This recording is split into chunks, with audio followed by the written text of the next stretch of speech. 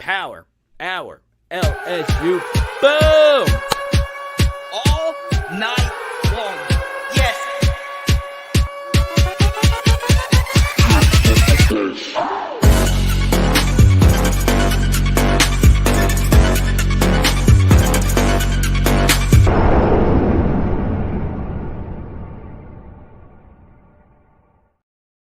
Let's go. I'm going to give you everything and anything you need to know about Brian Kelly's press conference. If you missed it, I'm going to give you my thoughts on pretty much everything that BK covered. We're also going to talk Mississippi State, and we're also going to talk Arkansas, a team that I spend a lot of time on my SEC channel, Power Hour SEC. So obviously the big story is the health of Greg Brooks.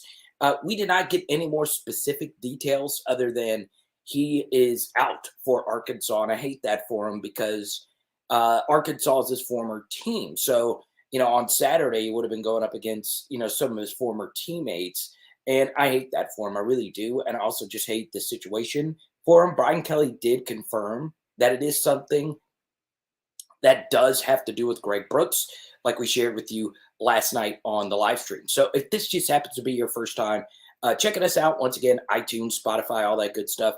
And on top of that, live streams, pregame, halftime, postgame shows. Once again, a major update here. No pregame show for the Arkansas game tonight or for the Arkansas game this weekend because I am going to the game. So we'll do a halftime show and we'll do a postgame show from Cliff's crib. He doesn't know it yet, but we're doing it. We always do this about an hour after the game, whether it's at Cliff's crib or whether I'm still at the stadium, it doesn't matter. We are going to have an Arkansas postgame show and just started a little bit after the end of the game. Now, I want to start things off, obviously, with Greg Brooks. I understand everyone wants to know specific details. I had heard that it was something with Greg himself, referenced that during the postgame show on this past Saturday. And obviously, it is a pretty big loss. What I will say, though, is Andre Sam played absolutely amazing this past weekend versus Mississippi State. I would go on to say this as well. That was by far the best performance from an LSU defensive back this season, and I'm not sure if it was close. He really was that good. Only made one major mistake, if you ask me, and he certainly played the part. And obviously him and Major Burns are probably going to be your safeties for the rest of the way. It also works out as well because obviously schematically, Arkansas, they don't have a whole lot of big-time playmakers on the outside, and they do like to run the football. So this could be another big Harold Perkins game like it was last year. So obviously, KJ Jefferson, really good quarterback. We'll talk more about him throughout the rest of the week. Brian Kelly was asked about him, and obviously BK was very complimentary about how big he is and how athletic he is. And the big change from last week to this week is, number one, I don't think Will Rogers is that good. I think KJ Jefferson is very good. But the difference is KJ Jefferson could actually run, and Will Rogers can't.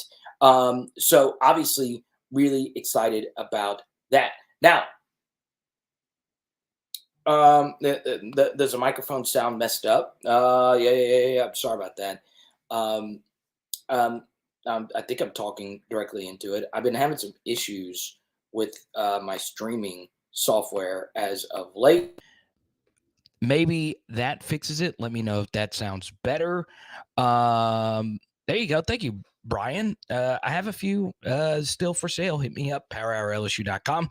And you can also go get shirts on our website, once again, powerhourlsu.com. So once again, apologies. I think the mic is fixed now. So apologies for that. Thank you guys for letting me know.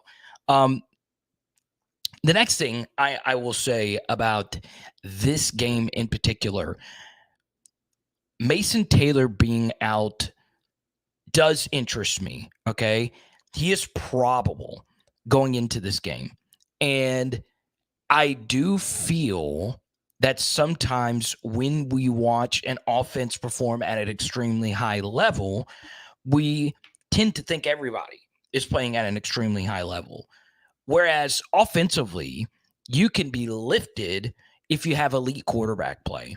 and if you have a wide receiver as good as Malik Neighbors, a whole lot of what we did offensively was the greatness of Jaden Daniels and Malik Neighbors. Now, if you get it every game, it doesn't matter, right? And the biggest difference between Mississippi State, a dominant road performance, and Florida State, a good offensive performance with a lot of holes, is that it was Jaden Daniels and Malik Neighbors, right? I think we are underrating how big of a difference it was from week 1 to week 3 with those two players in particular, because those two players are good. We know they're good. We know it. Now, are they perfect? No. Is Malik probably, as a wide receiver, a better player than Jaden is as a quarterback? Probably so. You just look at their NFL draft grades at this point. But those two did not play their absolute best versus Florida State, and those two versus Mississippi State played at their maximum. And when you play better defensive coordinators, they are not going to let just those two players win the game. That's why I think Mason Taylor coming back is going to be pretty big, because the tight ends for me versus Mississippi State, we only had true freshmen that we could play. And as Brian Kelly just shared, I got a lot of questions about true freshman. And it's really hard to play this game as a true freshman. It just is. We're focusing on how good Caleb Jackson looked. I have obviously said he deserves more carries. Obviously, Lance Hurd had some reps this past weekend. There's some good ones and not so good ones. He obviously looks pretty ready to go if we absolutely needed him to play. But I do think Mason Taylor is very much needed back for our team to reach its ceiling. He is a really, really, really good football player. Let's go to Dane, who's watching on Facebook. Once again, please share on Facebook, trying to still grow on there. LSU is an 18-point favorite in this game. Not sure if I've seen the spread this high for an Arkansas game. Yeah, absolutely. I mean, if you ask me, when I look at this LSU team, and when I see this team play as well as they did versus Mississippi State, I do think that spread is really, really, really high. I would have this game probably at about LSU by 10.5 or 11. I think the Arkansas BYU game, once again, I've done a full film study on the game already. It's on Power Hour SEC. That score was very misleading. BYU got a lot of lucky breaks that went their way. But I'll tell you this, just like I told you in the film study, we'll drop another one Wednesday on Arkansas on Power Hour LSU. You saw last Wednesday, this could be a huge game for the LSU defense. And I said in particular, Mississippi State's offensive line really isn't that good. That came to fruition this past weekend. Arkansas's offensive line is a mess right now. And I know if you don't watch the other team, you tend to lean into, the strengths of what that coach has had in the past. That is probably the biggest shock right now. And for Arkansas fans is Sam Pittman, who is universally known as the best offensive line developer in the SEC. His offensive line stinks. They flat out stink right now. So this could be a huge Mekhi Wingo game. And honestly, this could be a huge game for Mason, but more so the backups. Brian Kelly referenced something else from this past press conference, that he wants a deeper rotation. He doesn't want Mekhi Wingo having a snap count so freaking high that if we do get to Atlanta and we do play Georgia, we don't want those guys tired. You can clearly see that our legs weren't under us to play Georgia in that game. So the truth here is, well, come on. This could be a massive game for some of the backups. And I do think at this point, Brian Kelly is a big picture thinker, okay? Huge picture thinker. I want you to think of this, all right? Brian Kelly knew his depth wasn't where it needed to be. Coming up, LSU has back-to-back road games, all right? Now, this is a stat I've shared not only on here, I've shared to this on AYS. Announcement here. I won't be on AYS tonight. I'll be on AYS Wednesday night. And Blake, I think we're going to go at 7:30. So I think our normal time there. So because the Saints are on Monday Night Football, we're not going to go live tonight. And who dat? Oh, this is a sexy question. Hunter, that's why I like you, man. Hunter, y'all know the meme. That's good stuff. We'll get to that in just a second. But I will tell you this. Brian Kelly is a big picture thinker. What does he know about last year's team? We got tired. Our legs got tired. What do we have coming up? Back-to-back road games, okay? Auburn looks like they have a pulse this year. They look decent. We need to preserve some legs here. We just do. And I'm going to tell you this right now. I think Arkansas was a better team versus BYU. They outgained them by 150 yards. They had a better success rate, according to Parker at Stats of War. They got a lot of unlucky breaks, and BYU had a few trick plays, bells and whistles go their way.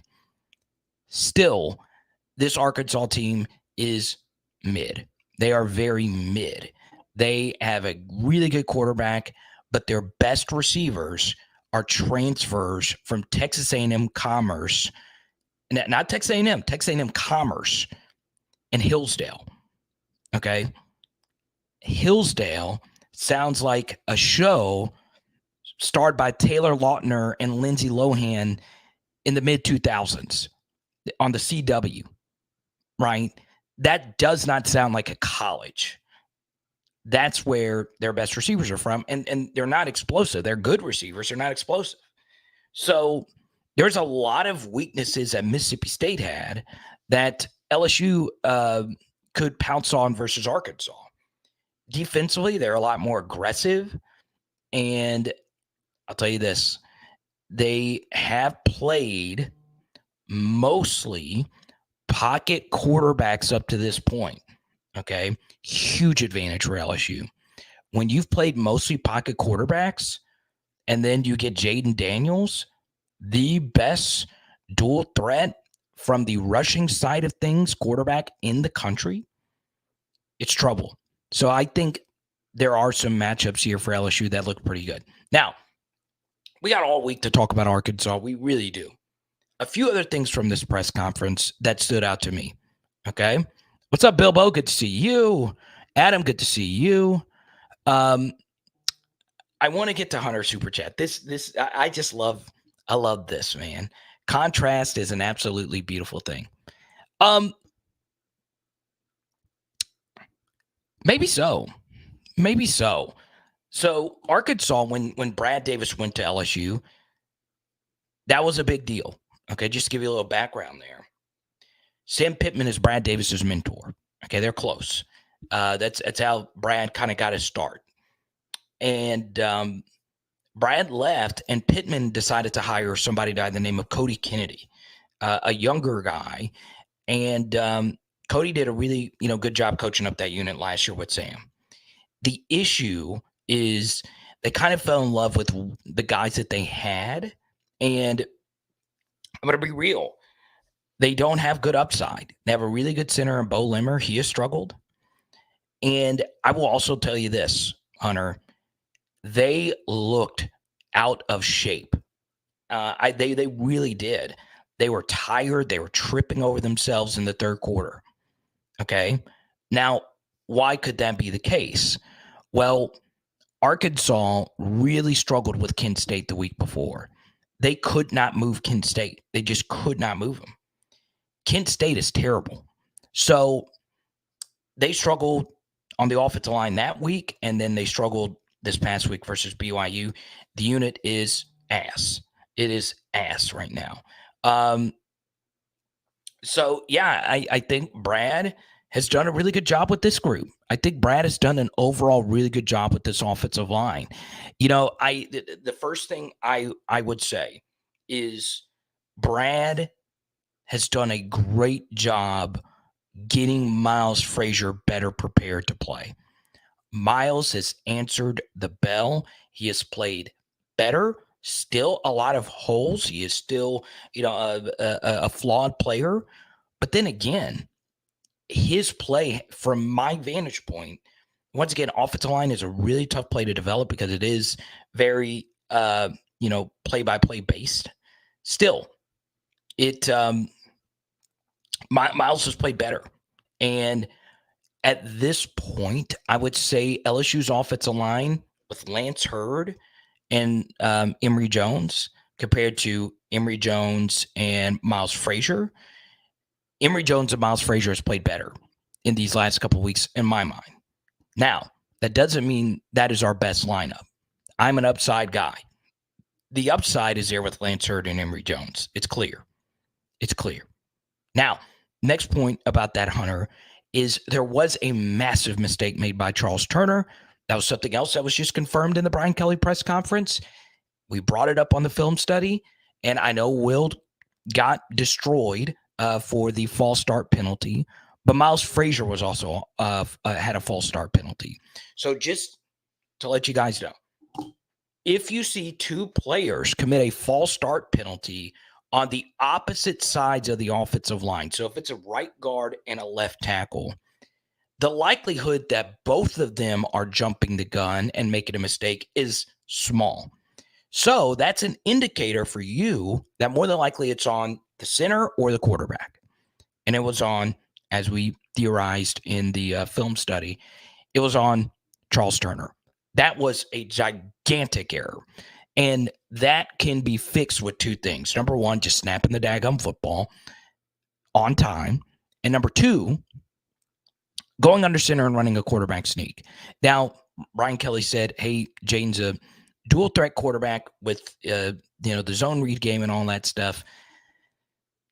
You know who else made a quarterback sneak mistake, Hunter? You know who else did? Arkansas this past weekend. They refused a QB sneak with KJ Jefferson. I don't know why. We ran it really well with Garrett Nussmeier. So, yeah, I'm a QB sneak guy. Call me old school. Run the daggum Jalen Hurts, the push. What do they call that in the NFL? Well, what's the name that they gave it? The scrum. It's not been stopped at the NFL level. We can do it. Now, obviously, Jalen is a thicker player than Jaden is, but Jaden's very physical as a runner. And I think we should get the QB sneak game going. Really good question, though. Thank you so much, Hunter. I appreciate it. I will be on campus. Really excited about that. I'll be partying it up, man. I'm looking to get wasted. I want 5 fireball shots right when my toenail steps on Nicholson. I want him. I just want to. That's my fireball shot. What's up, man? Carvis, good to see you. So, yeah, Battle of the Golden Boot. This is going to be the last one in Tiger Stadium, maybe for a while. Next year, LSU does play at Arkansas. It is one thing from Brian Kelly's vantage point that can be tough is Arkansas wants this game more than LSU in terms of the rivalry trophy. Arkansas fans care more about the Battle of the Golden Boot than LSU fans do. It's always been that way. So for Arkansas, especially coming off a loss, this is going to be their Super Bowl. This game right here. Okay. I know that sounds crazy, but it's just true. They're going to come out guns a-blazing. You go on their campus, the Golden Boot Trophy is like right outside their stadium, if it's still the same way. I don't know. It means everything. It means absolutely everything to them. So, yeah, you better come in with your chin straps buckled because they're going to treat this as a massive, massive, massive game. And, for LSU, it is for us just another game on the schedule. So yeah, let's go here. Start Hurd. Frazier should be a rotate guy. So let's bring this up and let's do a poll question here. We're doing Rotolos. Oh man, dude, I'm down for some Tolos, man. Type L for Lance Hurd. Type M for Miles Frazier. Who should start? Type L for Lance Hurd. Type M for Miles Frazier. Where do I go? I thought Bilbo was inviting me to the major tailgate. I was going to bring all of PHL Nation. Don't forget, we're going to hang out at the Greek Amphitheater, though, earlier in the day. Should be a lot of fun. I don't care if it's just me. I'll just say I love that place. I'm just trying to I'm thinking we're going to do Zippies Friday night. I'm thinking. I definitely got to get a DAC. I've been missing my zips, man. Let's see what we got. Oh, we got a lot of Lance Hurts coming in here. Dang, man. All of y'all are going for upside. I like that. I'm an upside guy, too. I do think, though, you got to start Miles again because he's playing well. He's got a little bit of a hot hand. And I'll tell you this, there ain't nothing like when your starting role is up for grabs. Okay? I'll say this. You're about to see the best Omar Speights play you're going to see. There's nothing quite like when your starting job is actually threatened. Okay?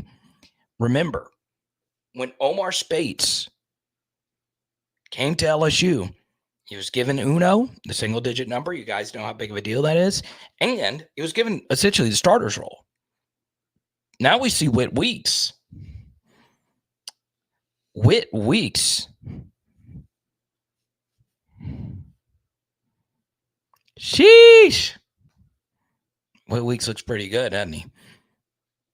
I hope he keeps number 40, too. Now, number 40 is a big deal at LSU. Guy, he looked good. He looked really freaking good, man. And he did a lot of like mental things that I thought were really freaking good as well.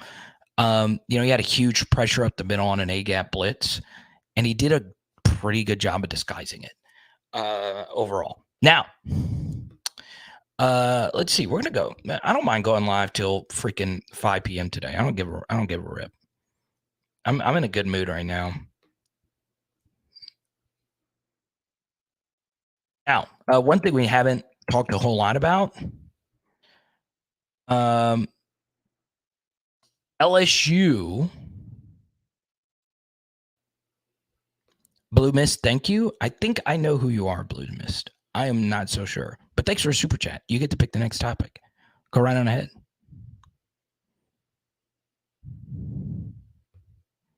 Now,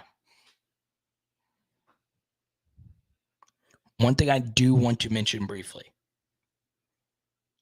Ole Miss is a 5 p.m. kickoff. I would have loved that game to be at 11 a.m. Loved. Because we got back-to-back road games coming up. There have only been 3 teams to win true back-to-back road games since 2018. 3 teams. Okay, and there are over 40 instances of this. And those 3 teams are all-time good teams. Okay? So, 5 p.m. kickoff.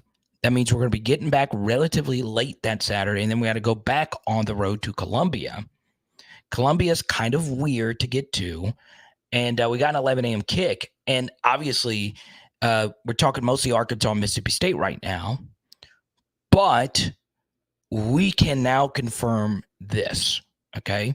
And I want everybody to listen very closely to this. If there's any takeaway, macro, from this press conference and from this past weekend is we have already played the worst Power 5 team on our schedule. We have already played them, okay? Every game, it is confirmed, is going to be tougher than this one. Every single one of them, all right? So I do think it is very important, and obviously Brian Kelly's going to do this. All coaches do this. We have got to turn the page for us mentally as well, okay? I included in the title of my film study, Jaden Daniels was legendary good, and he was. Go find any quarterback that went 30 for 34 for over 300 yards and also had 65 yards rushing and 2 tutties. Don't find many. Okay. So from this point forward, it's only going to get tougher. It is only going to get tougher. Arkansas is better than Mississippi State. Ole Miss is way better than Mississippi State. Missouri had one of the best wins in college football this past weekend, and they got a thick kicker. Mevis is a beast. Auburn looks pretty good. They don't look great. They look pretty good, though. And I would like to think Hugh Freeze's offense is going to be kicking into higher gear. Alabama was the only team that really took a step back on our schedule this past weekend. They're still Alabama. Florida had another really impressive victory this weekend. And Texas A&M. This was my prediction before the season, and I'm still going to stick with it. LSU versus Texas A&M this year is going to decide the SEC West. So you better be ready for it. Let's go to Blue Mist.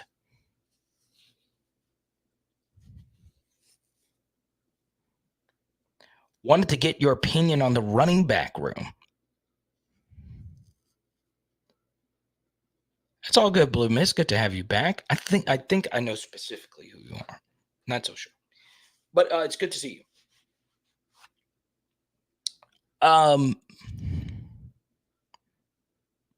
Let's start with this.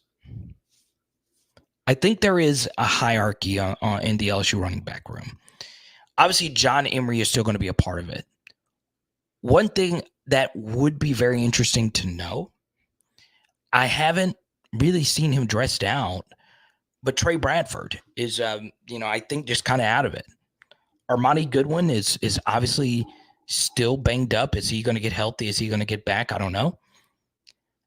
I don't see a path forward really for any of them, either one of them, moving forward. I think it's pretty clear that Trey Holly is going to be redshirted, and rightfully so. I would not play him in any games until you get to, Texas A&M in that region. Okay. And I think there are 4 running backs that have kind of separated themselves. I think John Emery is someone that obviously has been a good player.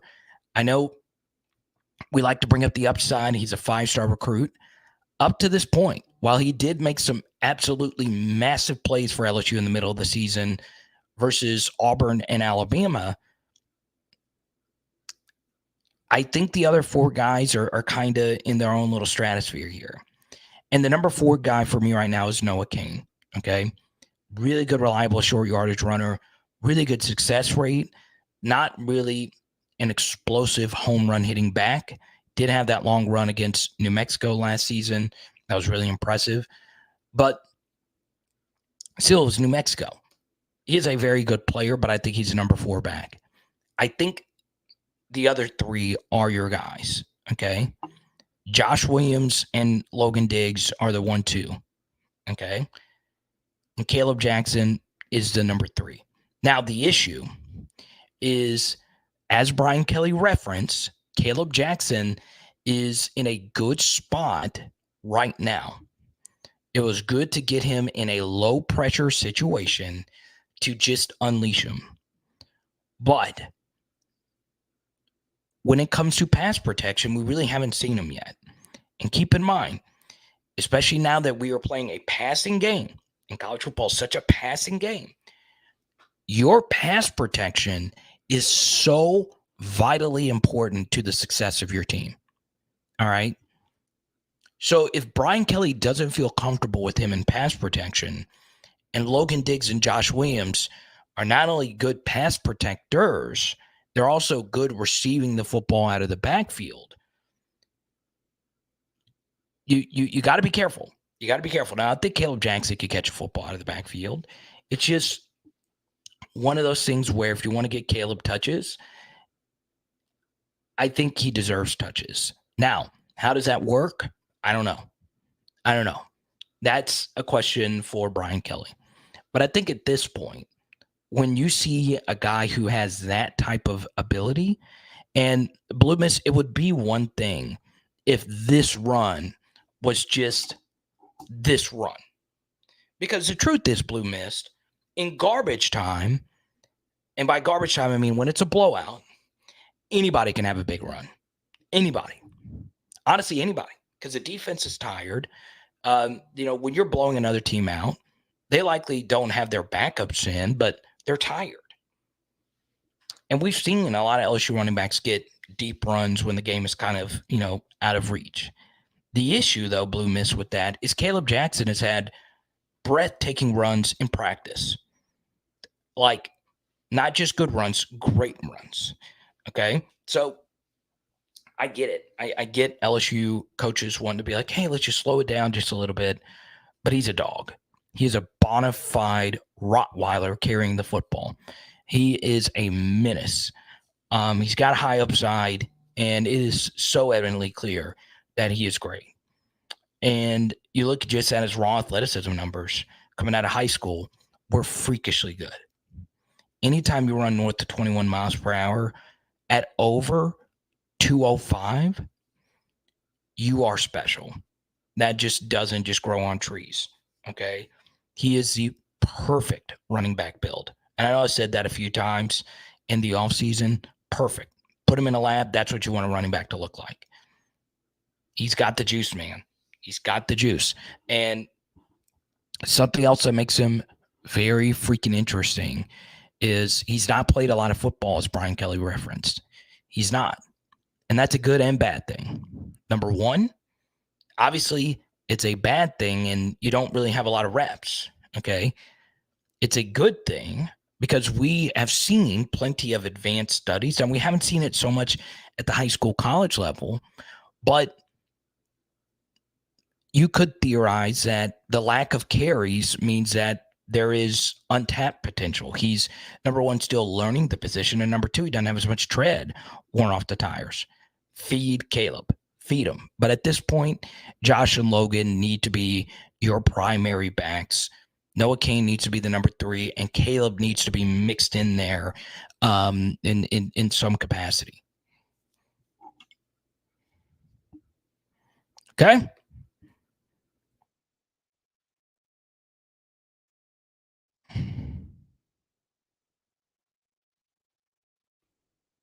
I didn't break anybody, but thanks for telling me how to talk about things on my channel.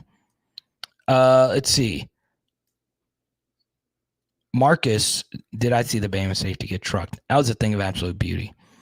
I think one thing we've also learned, Marcus, is truck sticks are where all the hits are, right? It's amazing. Like, you don't really get a lot of big time hits anymore because of the targeting rules, right? But the thing is, a running back could still truck a defender, and that's still clean. It could be as vicious of a truck as it possibly can be. They don't call targeting on running backs. They don't. You can just run over whoever. And honestly, how many times have you watched Jacob Hester run over Major Wright? Probably a gazillion times. And then, of course, the Leonard Fournette trucks are a thing of beauty. So there you go. I rewatched the truck stick like 20 times. It is a thing of beauty. Logan has incredible vision. Yeah. So I think Logan is your most complete back at this point. And Josh is playing really good too. But that's not really a surprise at all. How do I feel about Perkins now? I hate, like, he had a major 4th down stop that was blown dead because of a penalty for Mississippi State where he perfectly timed a blitz and it would have been a tackle for loss. And I hate that because that would have been the first, like, perk play. We've seen him do some things well. We've not seen a perk play up to this point.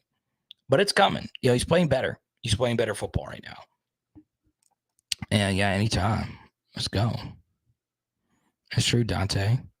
Let's keep it going. Let's see here. Burrow didn't sign this photos from my good buddy Jamar Simeon right here, but he did sign the shirt when I got to see him earlier this year. Shout out to Joe. Obviously, I had someone DM me, not DM me, they actually texted me yesterday. Well, what's wrong with Joe Burrow? Number one, I can't watch the NFL games. I'm doing film studies for the College Football Channel. I do watch YouTube highlights, and he's just not playing his best. But then again, he always starts slow. And he's hurt. He's hurt. Okay, it's pretty clear he's hurt. So, if I'm going to bet that Joe and Jamar are going to bounce back, I would bet that. Huh?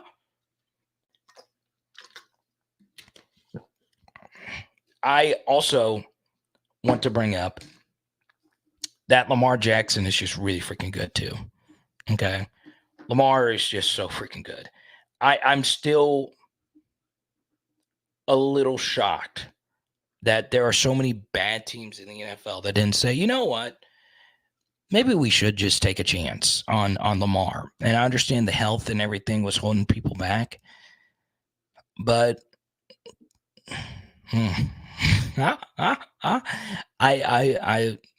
could you imagine what the Falcons will look like with Lamar Jackson? Could you imagine? And there's so many different teams you could do that for. You could have traded a lot to get that guy. But that's for my future NFL show. Lamar's good though. Hot take. Money and power. Logan, man. Let's see. What games are you planning on coming to this season? Arkansas this weekend. Really excited about that.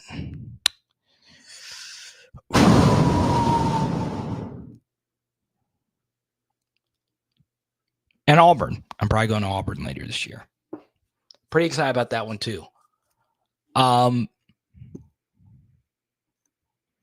got tickets yet for Auburn. Sitting with my buddy FACP. Shout out to them at the Arkansas game this weekend. Super pumped up about that. Taking my wife. Should be a good time. Now, I never thought this, but I went back and apparently I missed his comment yesterday. But we are going to hang out for a little bit in the Greek Amphitheater on campus. It's kind of close to the Indian Mounds, not that far from the stadium, and should be a good time.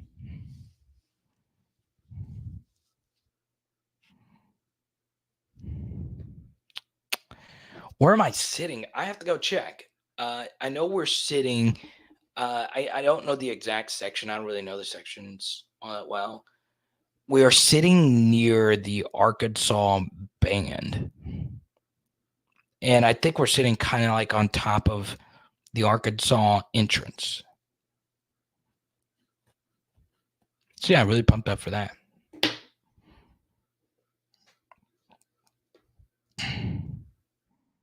South end zone. Or southeast west end zone. I don't care. Let's here. Let's take a look at the poll question. We'll take a few more questions. Oh, man. Let's see here.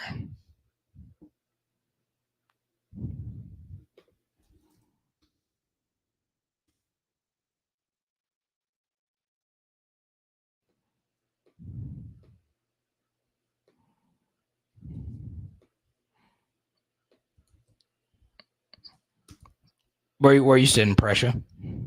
Or just text me.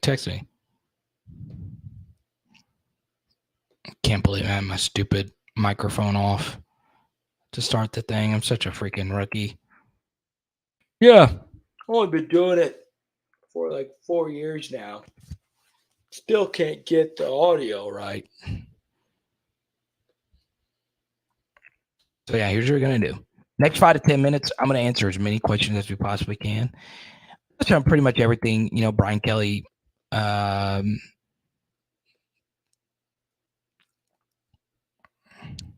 from the Brian Kelly press conference.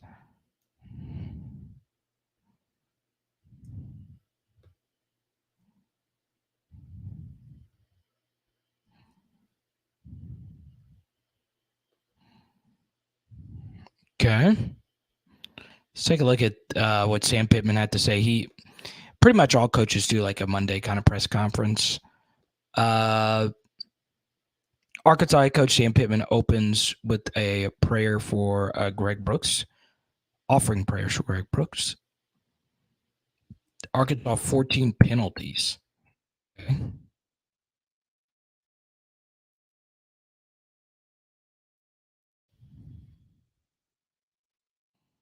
Rocket Sanders.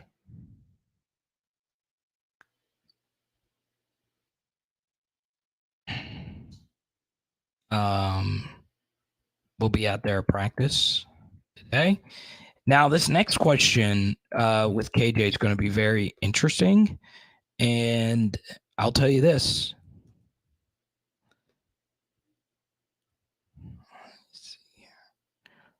I think this next comment from Sam Pittman is very fascinating. But first, PHL Nation. Oh yeah, baby. You know about Louisiana Controls. They've been showing us love throughout this college football season, and I'm looking for you to do the same when it comes to your energy management commercial HVAC needs. It is all with our buddies who have been doing this for over 40 years. Yes, that is 4 decades. You know this Louisiana weather gets crazy. Go to louisianacontrols.com or call 225-924-4990, baby. Let's go. There you go. So this next one right here, Pittman admits KJ Jefferson was a little banged up going into BYU, but it hasn't impacted how the Razorbacks are using Jefferson and what they're instructing him to do, i.e. running out of bounds or sliding instead of taking hits.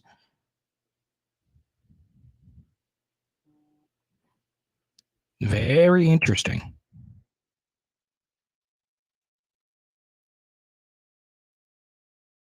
Favorite pattern. So yeah.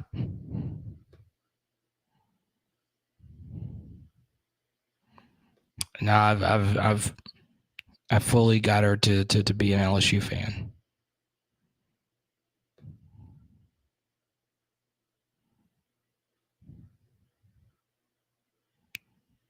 Wait, what happened?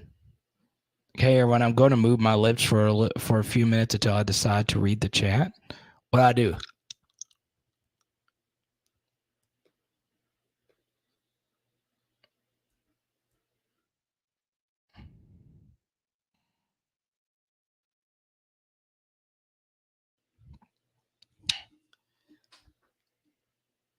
Am I more concerned about the Florida matchup after their performance against Tennessee?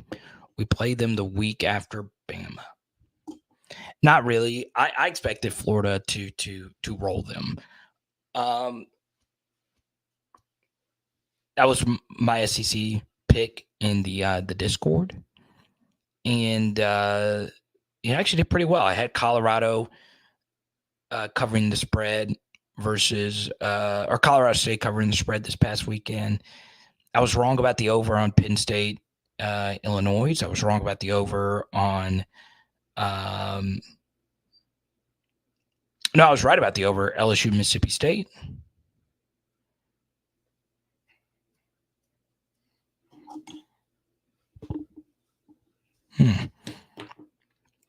But not really worried. That was a really good spot for Florida. A really, really, really good spot for them.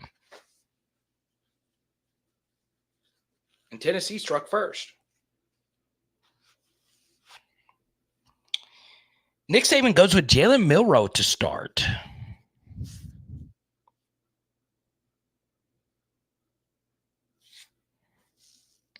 Yeah, Simpson and Buckner just did not look good at all. And I'll go back to this. Okay, I'm going to do a video on this for the SEC channel at some point. But there's a term in Hollywood called nepotism babies. Okay. And what that essentially means is if you're the son or daughter of a famous actor or actress or movie producer, anyone in entertainment, it is a lot easier for you to get work. Okay. And Tommy Reese to me is a nepotism baby because his first job as a coach was because of Brian Kelly, who he played under at Notre Dame. So, does Tommy Reese get the job at Notre Dame as a position coach if he wasn't with Brian Kelly? Now, that doesn't mean you can't be a good coach. Kyle Shanahan is obviously a really freaking good coach. He's the best coach in the NFL, if you ask me. And he's the son of Mike Shanahan, right? So obviously it's not like relative nepotism here, but that's it. So Tommy Reese got his job because, and he got Notre Dame's one of the best jobs in the country, got an OC job there. And Alabama was the first job he had necessarily gotten on merit. And if you actually go look, how good were Notre Dame's offenses under Tommy Reese? They were fine. I don't think it was anything where I, as the legendary coach of the greatest program of the modern era, would say, you know what our offense needs? You know what we need? A 30-year-old something who's never coached in the South before. That's what we need. It was weird. Yeah, Michael B., we touched on it a little bit earlier. He's dealing with a medical situation. And it's obviously pretty serious. If Sam Pittman is starting his press conference with that, and obviously Sam Pittman loves his players, and Greg Brooks is one of his guys. And yeah, it's something with him. And, it's obviously pretty serious. So, he won't play for Arkansas, and there's no timetable for when he could come back. So there you go. Now, thank you guys so much for tuning in. Our top super chatter was Hunter. I appreciate it. Thanks to Carvis and Blue Mist as well. Thank you guys so freaking much. Okay. Don't forget, our next live stream will be Tuesday night. Talk to you soon. Okay. It is Power Hour LSU. Boom. And tonight we are doing beef Greek pitas, kebabs. Let's go. Night 2. So good, man. It's been festating in the fridge.